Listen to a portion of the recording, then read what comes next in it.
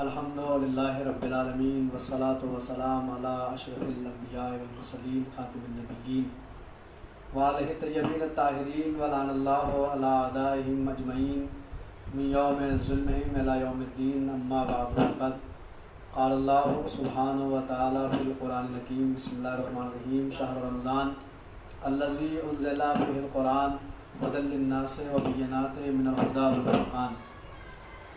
السلام علیکم ورحمۃ اللہ وبرکاتہ۔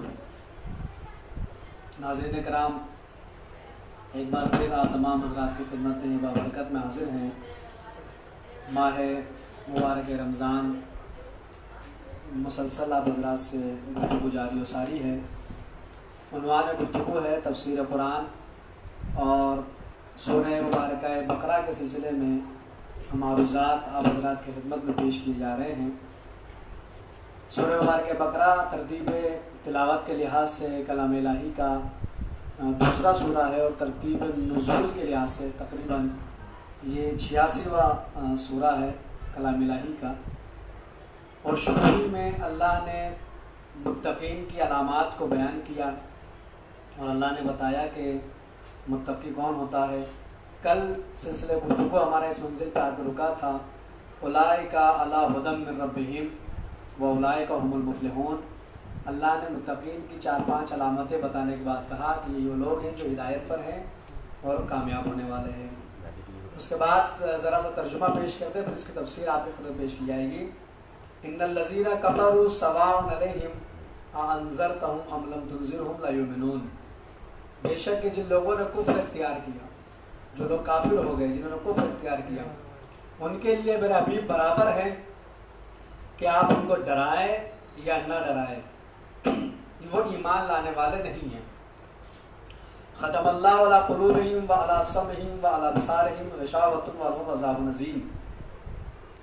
اللہ نے ان کے دلوں پر، ان کی آنکھوں پر، ان کے کانوں پر، ان کے دلوں پر، ان کے کانوں پر مہر لگا دی، اور ان کی آنکھوں پر پردہ پڑا ہوا ہے، اور ان کے لیے بہت بڑا عذاب ہے۔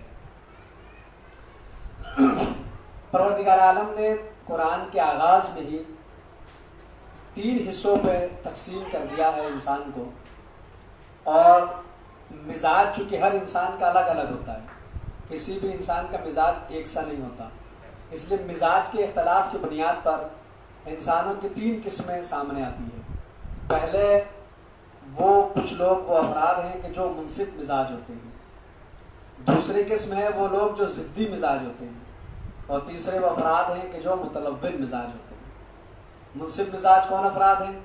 منصف مزاج افراد وہ افراد ہیں کہ جو بات کو سنتے ہیں، سمجھتے ہیں، پرکھتے ہیں، اور بات کو سننے، سمجھنے اور پرکھنے کے بعد جو صحیح بات ہوتی ہے اسے قبول کرتے ہیں، اور جو غلط بات ہوتی ہے اسے قبول نہیں کرتے ہیں۔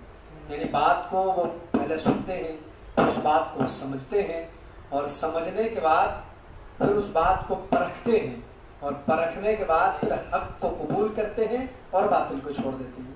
یہ منصف مزاج افراد ہیں۔ دوسری قسم ہے وہ لوگ جو ضدی مزاج ہوتے ہیں، جو نہ کسی کی بات کو سننا پسند کرتے ہیں، نہ کسی کی بات کو سمجھنا چاہتے ہیں، اور نہ ہی کسی کی بات کو پرکھنا جانتے ہیں اور سمجھتے ہیں کیسے پرکھا جاتا ہے۔ ان کو ایسا لگتا ہے کہ بس جو بات ہم کہہ رہے ہیں بس وہی ٹھیک ہے، یا جو ہمارے نظریات ہیں بس وہی ٹھیک ہے۔ دوسرے کی بات کو نہ وہ سمجھنا چاہتے ہیں، نہ وہ سننا جانتے ہیں، نہ وہ پرکھنا جانتے ہیں۔ یعنی وہ ضد ہٹ دھرمی کے اوپر ہوتے ہیں، جو ہم نے کہہ دیا بس وہ ٹھیک ہے، جو ہمارے عقائد ہے بس وہ ٹھیک ہے، جو ہمارے نظریات ہے بس وہ ٹھیک ہے۔ دوسرے کے نظریات کا کوئی لینا دینا نہیں ہے، دوسرے کی بات کا کوئی لینا دینا نہیں ہے۔ یہ لوگ کہلاتے ہیں جو ضدی مزاج ہیں۔ تیسری قسم متلون مزاج، یہ وہ افراد ہوتے ہیں کہ جن کی زندگی تماشائیوں کی طرح گزرتی ہے، اور تماشائیوں کی طرح زندگی گزارنا ہی وہ اپنی کامیابی سمجھتے ہیں۔ کیا مطلب یہ ہوا کہ جو وہ ایسے لوگ جو حق والے ہیں ان کے بھی دوست ہوتے ہیں، جو باطل پرست ہیں ان کے بھی دوست ہوتے ہیں۔ اگر وہ ان کے ساتھ ہے، ان کے پاس بیٹھے تو ان کے ہو گئے، ان کے پاس بیٹھے تو ان کے ہو گئے۔ یعنی نہ ان کا دل ٹوٹنے پائے، نہ ان کی دل آزاری ہونے پائے، یہ بھی خوش وہ بھی خوش۔ یعنی وہ چاہتے ہیں کہ ان سے مومن بھی خوش رہے اور کافر بھی خوش رہے۔ ایسے وہ لوگ ہوتے ہیں کہ جو زندگی گزارنا چاہتے ہیں کہ دونوں ہاتھ میں لڈو ہو، نہ یہ ناراض ہو یا ناراض ہو، نہ ان کا دل ٹوٹے نہ ان کی دل شکنی ہو. یہ ایسے افراد ہوتے ہیں. اور انہی تینوں افراد کی قسمیں اللہ نے قرآن میں بیان کر دی ہے. جو منصف مزاج لوگ ہیں، جو بات کو سننا سمجھنا اور پرکھنا جانتے ہیں اور حق کا ایکسپٹ کرتے ہیں، اس کو قبول کرتے، باطل کو چھوڑ دیتے ہیں. اللہ نے انہی افراد کو متقی کہا کہ یہی وہ لوگ ہیں جو متقی ہیں، جو ایمان بالغیب رکھتے ہیں، جو نماز قائم کرتے ہیں، قیامت کے اوپر جو ایمان رکھتے ہیں، غیب پہ ایمان رکھتے ہیں. اللہ نے ان کو کہا کہ یہ لوگ متقی لوگ ہیں. جو ضدی مزاج ہیں، جو ان کا یہ کہنا ہے کہ بس جو ہماری بات ہے بس وہی ٹھیک ہے، اللہ نے ان کو کافرین سے تعبیر کیا. یہ وہ لوگ جو کافر ہیں اور جو چاہتے کہ یہ بھی خوش یہ بھی خوش، ان کے پاس بیٹھے تو ان کی بات، ان کے پاس بیٹھے تو ان کی بات. اللہ نے کہا کہ یہ لوگ منافق ہیں، ان کے یہاں نفاق پایا جاتا ہے، یہ لوگ منافقین کی. تو اللہ نے آغاز قرآن میں ہی یہ تین قسمیں بیان کر دی ہیں اور ان تین طرح کے لوگوں کو اللہ نے بیان کر دیا ہے. اسی کا آگے بڑھتے ہوئے قرآن مجید نے کیا کہا؟ انذرتم ام لم تنذروا لا یؤمنون، کہ آپ اے میرے حبیب ان کو ڈرائیں یا نہ ڈرائیں ان کے لیے برابر ہے، کہ آپ ان کو ڈرا رہے نہ ڈرا رہے. اللہ نے مہر لگا دی ہے. اب یہاں پر آ کر کچھ عقائد سامنے آ جاتے ہیں، اور وہ یہ ہے کہ جب اللہ نے مہر لگا دی تو اس کا مطلب یہ ہے کہ وہ اپنے افعال کے اندر مجبور ہو گئے. اب وہ ایمان لائیں گے کیسے جب مہر لگ چکی ہے کفر کی؟ تو جب اللہ نے مہر لگا دی ہے، جیسے مومن کے یہاں ایمان کی مہر ہے تو وہ نیکی کرنے پر مجبور ہے، کافر کے یہاں کفر کی مہر ہے تو وہ جو ہے وہ برائی کرنے پر مجبور ہے. وہ جو ہے وہ کیسے نیکی کرے گا وہ جب اللہ نے مہر لگا دی ہے؟ تو یہاں پر جو ہے وہ آ جاتا ہے کہ ایک عقیدہ جسے قضا اور قدر جسے کہا جاتا ہے. اب میں قضا اور قدر کی بحث میں آپ کو الجھانا نہیں چاہتا، اس لیے کہ وہ بڑا ڈیفیکلٹ بحث ہو جائے گی، بڑی دقیق بحث ہو جائے گی. لیکن ہاں میں اتنا ضرور بتانا چاہتا ہوں کہ اس سے اللہ نے بندے کو مجبور پیدا نہیں کیا بلکہ مختار پیدا کیا ہے. لیکن ایک نظریہ یہ آ گیا کہ ہم نے صاحب گناہ کیا ہے تو کیا کریں، ہم تو مجبور ہیں. جبر کا عقیدہ آ گیا ہے. کچھ لوگ ہیں ایسے جنہوں نے قضا کو لے لیا، کچھ ایسے جنہوں نے قدر کو لے لیا. مذہب شیعہ جو ہمارا مذہب ہے، ہمارا عقیدہ ہے امر بین الامرین. ہمارا عقیدہ ہے ان دونوں کے درمیان کا امر. کیا مطلب؟ یعنی بندہ نہ تو کلی اعتبار سے مختار ہے نہ کلی اعتبار سے مجبور ہے. یعنی بندہ کچھ ایسے کام ہے، ظاہری قوت ہو یا باطنی قوت ہو، اللہ نے بندے کو عطا کر دی، یہ اللہ کا فعل ہے. اب آگے بندہ ان قوتوں کا استعمال کیسے کرتا ہے یہ بندے کا اپنا فعل ہے. قوت دینا میں نے کلرس کیا تھا، ظاہری قوتیں، آنکھ دیکھنے کی قوت، بولنے کی قوت، سننے کی قوت. باطنی قوتیں دل دماغ سوچنے کی قوتیں اللہ نے دے دی ہے. اب انسان ان قوتوں کا استعمال کیسے کرتا ہے یہ بندے کا اپنا فعل ہے. قوت دینا یہ اللہ کا فعل ہے، ان قوتوں کا استعمال یہ بندے کا اپنا فعل ہے. تو اللہ نے بندے کو جو ہے وہ آزاد پیدا کیا ہے، مجبور پیدا نہیں کیا ہے. اب اللہ نے مجبور پیدا نہیں کیا. اب یہ کے ساتھ تو مجبور ہے، اللہ نے مہر لگا دی ہے تو بندہ مجبور ہو گیا. تو بندہ مجبور نہیں ہے، بلکہ میں بہت آسان سے مثال پیش کر دوں کہ کچھ ایسے کام ہیں جو صرف اللہ کے لیے ہیں، اس میں بندے کو کوئی دخل نہیں ہے. جیسے سورج کا نکلنا، چاند کا نکلنا، موسم کا تبدیل ہو جانا. اب سورج اور چاند کا نکلنا اور ڈوبنا یہ بندے کے اختیار میں نہیں ہے. یہ بندے کے اختیار میں نہیں کہ وہ جب چاہے سورج کو نکال دے، جب چاہے جو ہے وہ. ہاں یہ الگ بات ہے کہ کچھ اس کے ایسے مخصوص بندے ہیں کہ جن کے لیے اس نے کہا کہ یہ وہی چاہتے ہیں جو میں چاہتا ہوں. ان کے لیے جو ہے وہ ایسا ہے کہ وہ اشارہ کرتے ہیں تو ڈوبا ہوا سورج پلٹ جاتا ہے، وہ اشارہ کرتے ہیں تو چاند کے 2 ٹکڑے ہو جاتے ہیں. لیکن کلی طور پر اگر دیکھا جائے، مطلقاً دیکھا جائے تو بندہ کا ان کاموں میں کوئی دخل نہیں ہے، یہ اللہ کے کام ہیں. لیکن کچھ کام ایسے جس میں اللہ کو دخل ہے. نماز، روزہ، ماہ مبارک رمضان ہے، اب بندہ روزہ رکھتا ہے نہیں رکھتا ہے یہ اس کی اپنی مرضی ہے نا. اللہ نے تو بتا دیا کہ دیکھو روزہ رکھنا واجب ہے، اب وہ نہیں رکھتا اس کی اپنی مرضی ہے. کوئی اللہ زبردستی آ کے تو نہیں کہے گا کہ نہیں تمہیں روزہ رکھنا ہی ہوگا یا تمہیں نماز پڑھنی ہوگی. بندہ جھوٹ بولنا، سچ بولنا، گناہ کرنا، غیبت کرنا، یہ سارے ایسے کام ہیں اور ایسے افعال ہیں کہ جس میں بندہ آزاد ہے، چاہے جو کرے. اللہ اور وہ مثال ایک پیش کی کہ مولا متقیان حضرت علی ابن ابی طالب علیہ السلام آپ کی خدمت میں ایک بندہ آتا ہے کہ کیا بندہ مجبور ہے کہ آزاد ہے؟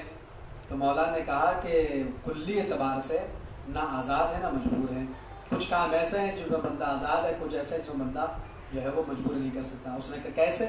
مولا نے کہا کہ ایک پیر پہ کھڑے ہو جاؤ، اپنا ایک پیر اٹھاؤ کھڑے ہو جاؤ۔ اس نے اپنا ایک پیر اٹھایا اور کھڑا ہو گیا۔ تو مولا نے کہا کہ دیکھو تم ایک پیر پہ کھڑے ہو سکتے ہو۔ مولا نے کہا اب دوسرا بھی اٹھا دو۔ تو اس نے کہا کہ یہ تو میں نہیں کر سکتا، کم از کم کھڑے ہونے کے لیے ایک پیر تو چاہیے ہی ہے۔ تو مولا نے کہا کہ دیکھو ایک پیر اٹھانے پہ تمہارا اختیار ہے، دوسرا پیر اٹھانے پہ تم مجبور ہو۔ تو ایسے ہی کچھ ایسے کام ہیں کہ جس میں بندہ اختیار دیا گیا، کچھ میں بندہ مجبور ہے، جس میں نہیں وہ بندہ کر سکتا۔ اب یہ کہ نظریہ ہے کہ صاحب ہمارا جیسا ہے نا کہ برائی کا ٹھیک رہا، ہم گناہ کرتے صاحب کوئی تو تقدیر تھی ہماری، اب ہم نے گناہ کیا، آپ لوگ گناہ کر رہے ہیں، ارے صاحب جب اللہ نے مہر لگا دی ہے تو ایک جبر کا عقیدہ آ گیا کہ بس جو اللہ جو کر رہا ہے وہ اللہ کر رہا ہے، بندے کا کوئی اختیار نہیں ہے، گناہ کر رہا ہے تو اللہ کروا رہا ہے، برائیاں کر رہا ہے تو نعوذ باللہ اللہ کر رہا ہے، یہ ایک عقیدہ آ گیا سامنے۔ اب اس کو بھی بڑا حل کیا امام ابو حنیفہ نعمان ابن ثابت، بڑا مشہور نام ہے، آپ تاریخ اسلام کا خود جانتے ہیں۔ انہوں نے اس بات پہ گفتگو کرنا چاہی صادق آل محمد حضرت امام جعفر صادق علیہ السلام سے، اور اسی سلسلے میں گفتگو کے لیے وہ گھر میں تشریف لائے، کیونکہ امام نے یہ فرمایا کہ بندہ اپنے کاموں میں اللہ نے بندے کو آزاد پیدا کیا، مجبور پیدا نہیں کیا۔ امام ابو حنیفہ آئے تو الباب ہوا تو 4-5 سال کا ایک شہزادہ برآمد ہوا، یہ ہمارے ساتویں امام باب الحوائج حضرت امام موسیٰ کاظم علیہ السلام تھے۔ انہوں نے آ کے پوچھا کہ بھائی کیا بات ہے؟ کہا کہ آپ کے والد محترم کو بلائیے، ان سے گفتگو کرنا۔ میرے ساتویں امام نے جن کی عمر 4 اور 5 سال کی تھی، آپ نے فرمایا کہ کم سنی کا عالم بچپنا تھا، کیا بات ہے بتائیے، ہم سے بات کر لیں۔ انہوں نے کہا کہ صاحبزادے آپ بچے ہیں، اپنے باپ سے بات کریں۔ تو پلٹ کے ساتویں امام نے کہا کہ اللہ توفیق دینے والا ہے، وہ ممکن ہے کہ میں ہی تمہاری بات کو حل کر دوں، تمہارے سوال کا جواب دے دوں۔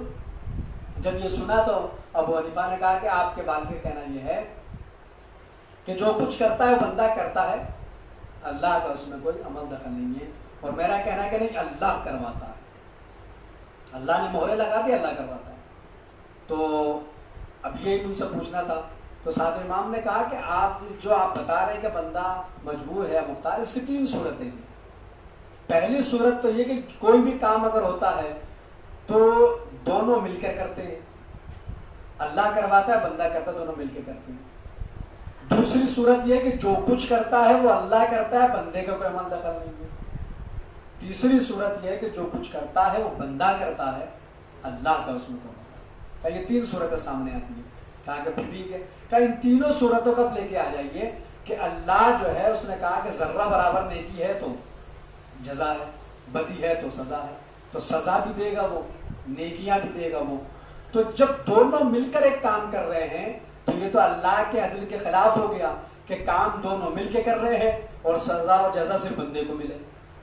بھائی نعوذ باللہ خاکہ مندر، فور ایگزامپل نقل کفر نباشت، اگر چوری جو ہے بندے نے کی اللہ نے کروائی ہے تو یہ تو اللہ کے عدل کے خلاف ہوا کہ دونوں نے مل کے کام کیا، جب سزا کی باری آئی تو اللہ نے اپنے آپ کو علیحدہ کر لیا، خالی بندے کو جو چوری کی سزا دے دی ہے۔ تو اس کا مطلب یہ کہ جزا اور سزا بھی دونوں کو ملنی چاہیے پہلی صورت میں۔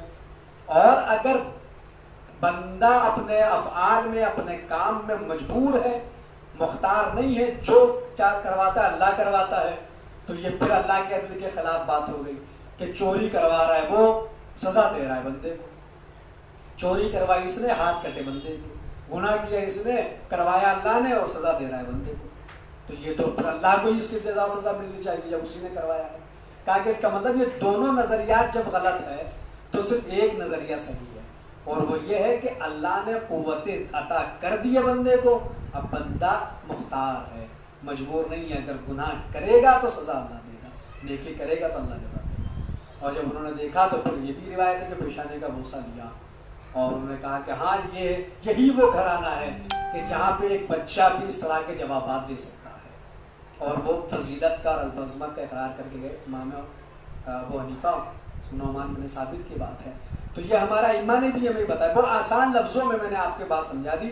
اگر میں آپ کو قضاء اور قدر کی بحث میں لے کے جاتا تو بڑی ڈیفیکلٹ بحث ہو جاتی ہے, بڑی دقیق بات ہو جاتی کہ وہ قضاء اور قدر ایک حالانکہ ایک عقیدہ, ایک عنوان ہے, باقاعدہ ایک ٹاپک ہے, ایک موضوع ہے قضاء اور قدر کا بھی. تو کچھ لوگوں نے اس آیت سے غلط فہمی کے شکار ہو گئے اور ان کے اشتباہ ہو گیا, مشتبہ ہو گئے کہ صاحب جب اللہ نے مہریں لگا دی تو جب اس نے مہر لگا دی تو بات ہی ختم ہو گئی, اب کیا کریں. تو مہر لگا دی, دیکھیے کیا اللہ کو علم نہیں تھا کہ ایمان نہیں لائیں گے؟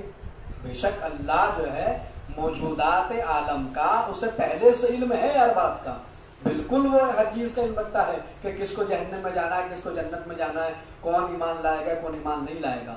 تو اس کا علم اس بات کی دلیل نہیں ہے کہ بندہ مجبور ہے, بھائی اس کا کسی چیز کا جاننا اس بات.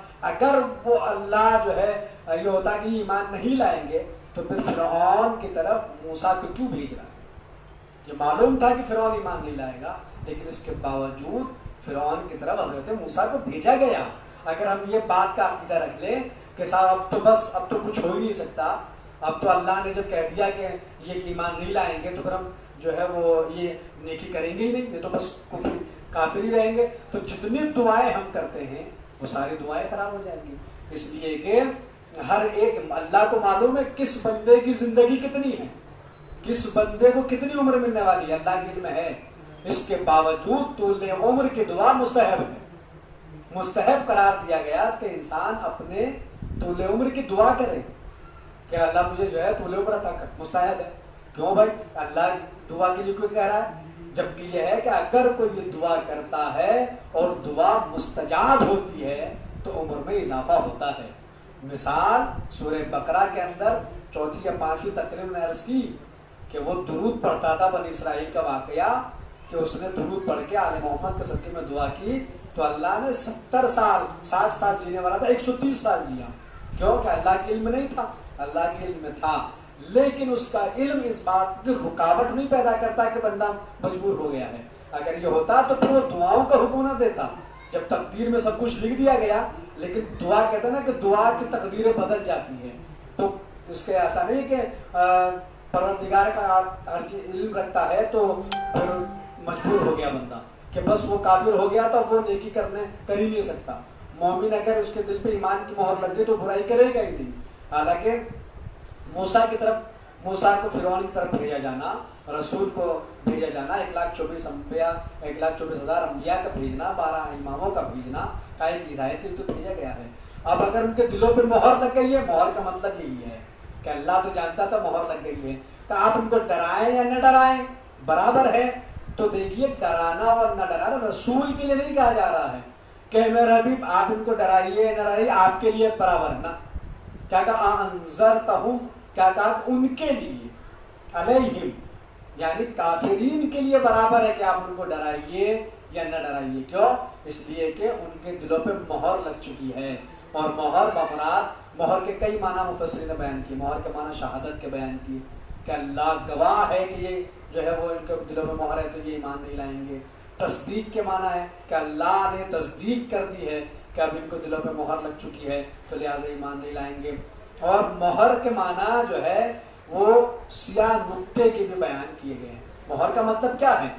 یعنی ان کے دلوں پہ مہر لگ چکی. مطلب مہر کا مطلب یہ ہے کہ اگر کوئی لفافہ ہو اور اس لفافے پہ اگر مہر لگ دی جائے تو اس کا مطلب اب کوئی چیز نہ اس سے خارج ہوگی نہ کوئی چیز اس کے اندر رکھی جائے گی, بس جو اس کے اندر رکھا گیا سو رکھا گیا ہے نا. مہر کوئی لفافے میں کوئی چیز بند کی, جیسے ڈاک خانے سے آج کل بھی, ویسے تو آج کل جو ہے انٹرنیٹ کا زمانہ ہے اور ای میل تو ساری معاملات ہوتے ہیں, لیکن پھر بھی اگر کوئی ڈاک سے ذریعے کوئی چیز آتی ہے تو اس میں مہر لگ جاتی ہے. مہر کا مطلب کیا ہے کہ اب ایسی کی ایسی چیز ہی پہنچے گی, نہ اس میں کمی ہوگی نہ اضافہ ہوگا.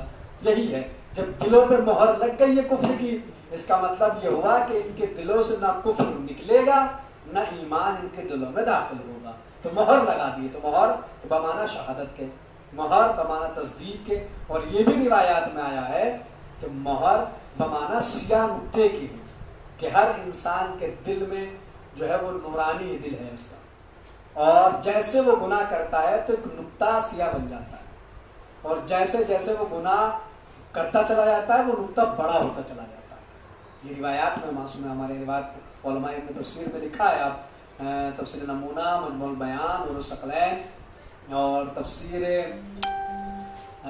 حسین بخش کی جو تفسیر ہے انوار النجف, اس سب میں آپ دیکھ سکتے ہیں. یہ فرمایا کہ سیاہ نقطہ ہے, دل میں نقطہ بن گیا سیاہ, گناہ کرا. اب اگر توبہ, اب اس نقطے کو ختم کیسے کریں؟ تو توبہ کے ذریعے. اگر توبہ کریں گے تو نقطہ ختم ہو جائے گا.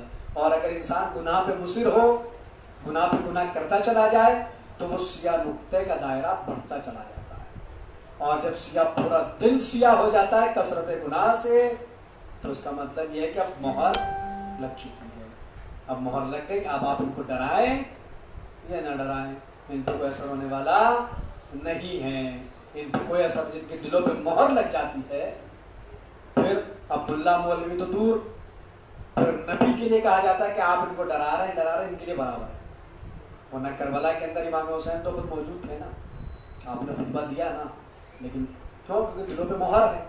تو جب دلوں پہ مہر لگ گئی تو رسول کو قرآن کہہ چکا کہ ان کے لیے برابر ہے, آپ ان کو ڈرائیں یا نہ ڈرائیں, یہ ایمان لانے والے نہیں ہیں. اور جو مہریں لگ گئی, میں پھر کلیئر کر دوں, اس کا مطلب یہ نہیں ہے کہ بندہ مجبور ہو گیا.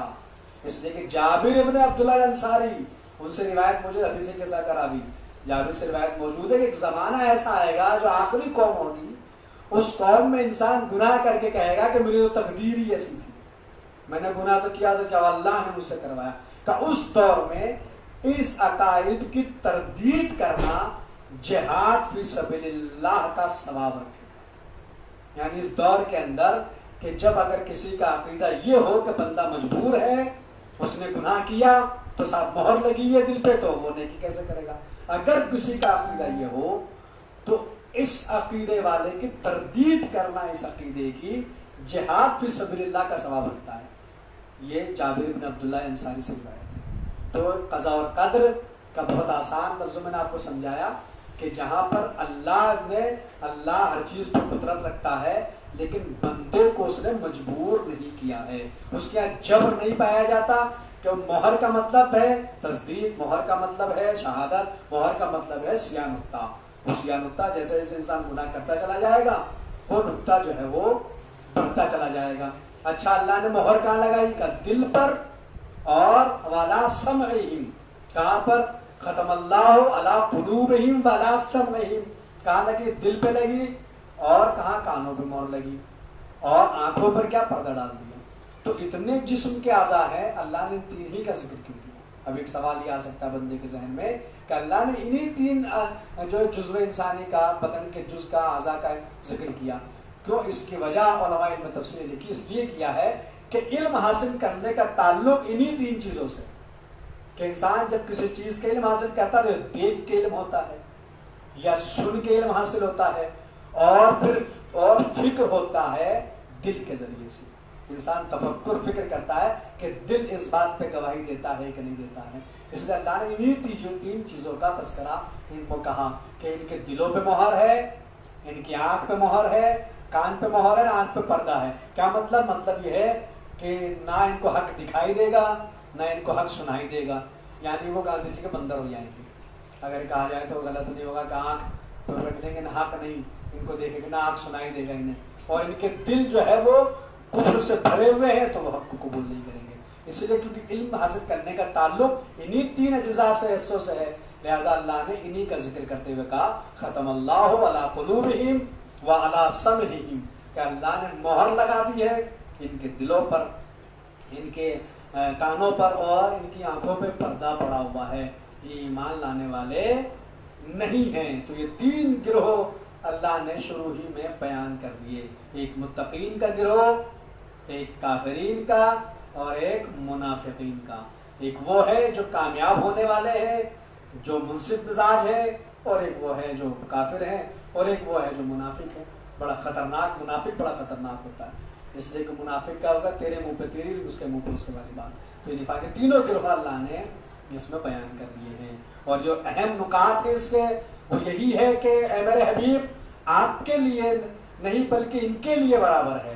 کافروں کے لیے آپ ان کو ڈرائیں یا نہ ڈرائیں, یہ ایمان لانے والے نہیں ہیں. اس بات میں بجائے اس کے کہ اشتباہ پیدا ہو, بلکہ یہ تو قرآن کے صحیح ہونے اور رسول کے صادق ہونے کی دلیل ہے کہ دیکھو قرآن کہہ چکا تھا کہ یہ ایمان نہیں لائیں گے تو ایمان نہیں لائیں، اور رسول کہے میں بتا چکا تھا کہ میں ان کو ڈراؤں یا ڈراؤں کے لیے برابر ہے، تو دیکھ لیجیے۔ اس کا مطلب یہ جو نقطہ پیش کیا اس میں بغیر اشتباہ کے یہ دلیل ہے رسول کے سچا ہونے کے اور قرآن کے سچا ہونے کی، تو یہ بیان کر دیا۔ اور دوسرے نقطے کی طرف اشارہ کیا کہ اللہ نے مہریں لگا دی۔ مہر کا مطلب یہ نہیں ہے کہ بندہ مجبور ہو گیا، نہیں، اللہ نے جو ہے وہ بندے کو اختیار دیا ہے، بندے کو آزاد پیدا کیا ہے، اور ان تین چیزوں کا پہ اللہ نے مہریں اس لیے لگائی، اس لیے کہ علم حاصل کرنے کا تعلق انہی تین چیزوں سے ہے۔ اور بس آج اتنا ہی، انشاءاللہ کل پھر آپ حاضر ہوں گے اور چند جو آیات ہیں منتخب آیات سورہ کی لے کر اس کے متعلق اگر آپ کا کوئی بھی سوال ہے، کوئی آپ کو معلومات کرنا ہے تو آپ کمنٹس باکس میں واٹس ایپ پہ جا کر اپنا سوال کر سکتے ہیں، اور انشاءاللہ اطمینان بخش جواب دینے کی آپ کو کوشش کی جائے گی۔ اور گھر میں رہیے، محفوظ رہیں، روزے رکھیں، نماز پڑھیں، عبادت کریں، دعائیں کریں، دعاؤں کی قبولیت کا مہینہ ہے، اور حقیر کو بھی، ہمارے جتنے بھی ساتھی سب کو بھی اپنے دعاؤں میں ضرور یاد رکھیں۔ انشاءاللہ کل پھر آپ سے ملاقات ہوگی۔ وآخر دعوانا ان الحمد للہ رب العالمین۔ فقط السلام ورحمۃ اللہ۔